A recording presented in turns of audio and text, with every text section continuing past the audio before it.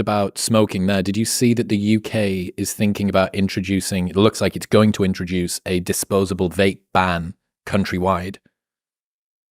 That literally came Disposable out. vape ban. Yeah. Is there non-disposable vapes that will Yeah, still so be you know allowed? the kind of liquid that people, the e-liquid that people put into these huge things that look like knuckle dusters? Yeah. So those will still be allowed. So Okay. people can still get the non-disposable vape liquid plus the contraptions you need to make it work. But the Elf bar, the Esco bar, that stuff, What are teenagers getting their hands on? What are junior high? Are they getting them on the it's the disposable? disposables. Yeah. Is that the Well, driving it's just force? way more arduous to be, you go and buy this thing and then you get the liquid and then you fill it with the liquid and all the rest of it. And the flavors are a little bit more tough to balance. But yeah, it's the disposable stuff. There's a couple of comments about an environmental impact, because they do, you know, the battery. So you're basically throwing away a battery with some residual nicotine in it. Not good. But more not good is the fact that teachers in the UK have found that like a non-insignificant percentage of school children are dependent on disposable vapes. Okay, so I was going to say, there's like, I could see arguments either way. I'm personally, as a parent, and I have talked to teachers. I mean, it's insane, huge problem in many schools where In the US? Yes, in the US, where vaping in class, in the bathrooms. Yeah, they've installed and these are special like 12, 13-year-olds. vape detectors in the bathrooms of British schools. Yeah, no, it's a problem here too, especially in public schools. And so I personally like am biased, and I'm like, good. Like, I don't want these, like, it's so easy, and it's like bubblegum flavored. It's like, It's like geared towards, I almost feel like, was there a push to like get them earlier? But so in that regard, I'm on board, to be honest. Have you looked into the dangers of vaping much at all? What do you think about that? I've tweeted a couple of studies. I haven't done a deep dive on it. I mean, like, I know there's some, studies about like lung issues, but like, I don't know if it was like contaminants that are hitchhiking in with the vape, so no, I haven't done a deep dive, but I do plan on doing a deeper dive into like that world of like nicotine and vaping. And now's the time with this UK ban. So yeah, it's, I've been thinking about it for a while.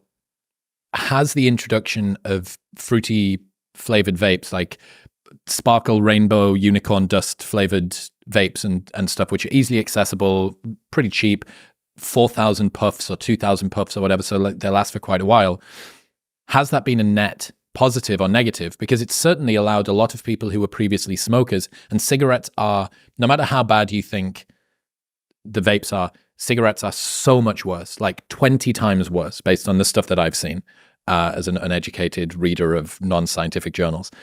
But how many more people have been thin end of the wedged into a nicotine dependency because it's more convenient, because the smoking bans, you can now do it inside, tastes better. Like, it's just a more enjoyable experience. The hit is very, very high and fast. So I wonder whether the introduction of the vape world has been a net positive or negative against cigarettes, because to me, cigarettes seem, Mark Norman's got this great joke where he says that smoking an actual cigarette now is so socially like pushed back against, that if someone saw you in an alleyway and you were secretly trying to smoke a cigarette and they asked what you were doing, you'd say that you were killing a hooker, because like that's more socially acceptable. Wait, is it still like that? And so I haven't been, like, the last time I was in like Amsterdam, 2015. I was shocked by how many people were just smoking. Mainland Europe's different. They're a different breed. Italians, the Spanish, the French, they're eating croissants at 10 p.m. at night, just chain smoking with a glass of red wine. They're going to live to 105. It doesn't matter, right? They're different. They're built different over there. I don't know what's going on. But you know what? This just kind of brings back to your first point was the smoking and omega-3. And don't Japanese men smoke pretty? I'm pretty sure. And they're living on average longer, and they eat a lot of fish, right? Smokers, high omega-3 index. Smoke as much as possible, eat enough fish. But so here's another thing. Max Lugavere, you know Max? No, I don't. Great guy. He's very much in your world, a genius foods guy, real cool dude. He introduced me to these things called knickknacks. So they are like very carefully sourced, like nicotine mints, I guess. And just nicotine as a nootropic. Yeah. Nicotine is an improver for focus, attention.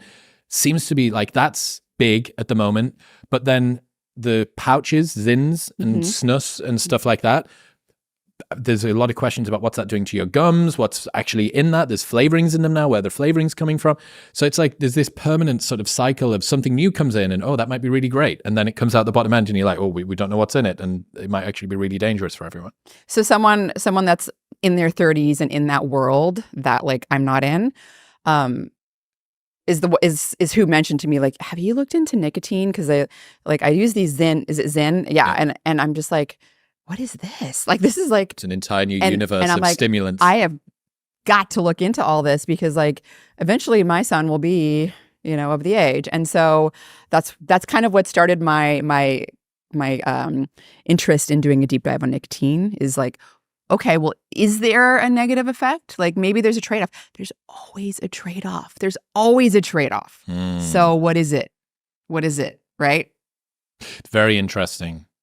Yeah, I'm fascinated by what's downstream from new technologies, whether it be legitimate technology like typical sort of screens, social media, virtual reality. Apple's new headset just came out recently, or it's health technologies, or it's delivery mechanisms for things that we used to have, but this is in a new way. And what does that actually mean? So, yeah.